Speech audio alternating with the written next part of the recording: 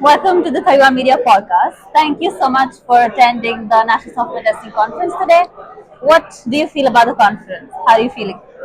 I'm really enjoying it. There's lots Yeah? of the talks have been fantastic, and there's been Yeah. a variety of different topics. Yeah. It's really been nice to see, while everybody's kind of pulling in the same direction, there's different opinions and different bits and pieces you can pull Yeah. from it. And it's been great to get to meet other people in and around and in the room. So Yeah. it's been great. Have you had like a particular session that you've been really intrigued by today? There's been lots of talk about AI and things like that, and those have all been Yeah. really interesting. But the one that stuck in my head was the one about the charter. So with the man from Rock and Aviva Yeah. and Yeah. Specsavers and things, I think that that's a really exciting thing because if we can, with the pillars that they put in there in terms of the principles, Yeah. if people can get on board with that and bring a little bit more to there, I think that broadens the horizons really Yeah. well. Amazing. So, like, from your experience, what are certain trends that we should look forward to when it comes to software testing and quality assurance? Sure, I think the big thing is actually the broadness of what we can now get involved with. There's Yeah. less of the sort of siloed approach, and people are starting to embrace the. There's been a lot of talk of shift left, but there's also Yeah. shift right, shift up, shift down. There's Yeah. so many different rounded ways to work with people, and I think Yeah. having those different ways to work with people increases the value. Yeah. So where in traditional testing there was a lot of concentrated effort Yeah. at certain points, having it broken up into little chunks throughout, that's a really exciting opportunity for people to get involved in different things that they hadn't seen before.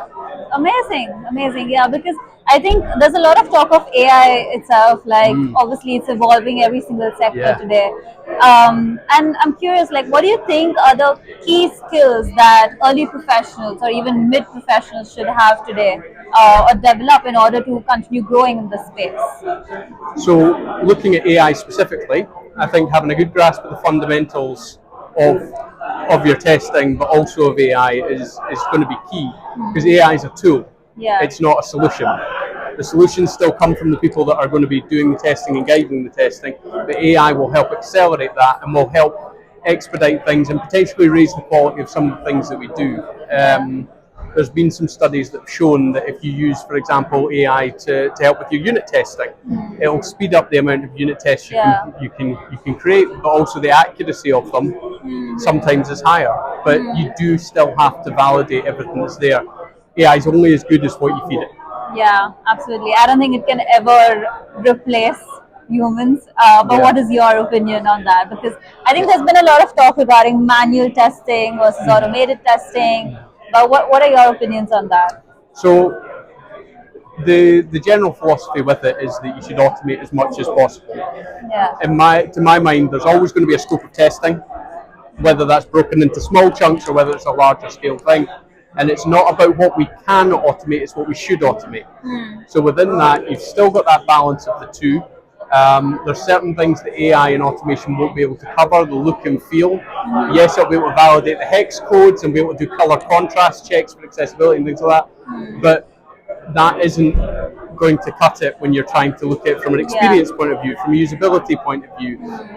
Automated tests are only as good as the requirements that they're feeding, and you still need that human touch for those things to be able to interpret it and say, actually, maybe that requirement wasn't right in the first place. Yeah. It's not just about that sort of set in stone ticking boxes, because if you do that, at the end of the day, everything that gets built is for human consumption. Yeah. And if you dehumanize it by making it just a tick box exercise, you're not going to create anything, you're not going to create value. And I think that there's value in automation, there's value in AI, and those things are going to be fantastic for supercharging the effort, but you're never going to take away from that sort of how does it work, how does it feel, Yeah. you know, the end of the, you want to make money from these things. That's the reality of it. You create things to provide a service, and if what you're providing as a service isn't palatable, people aren't going to buy it. Yeah. You're going to get poor reviews, and people aren't going to use it. Yeah. So you still need that human interaction. You still need that organic part to validate what's going on with automation and AI, Yeah. and then you also need the manual to make sure that it's fit for purpose. Amazing. That's a really good insight. Thank you so much for sharing your opinions. Okay, great.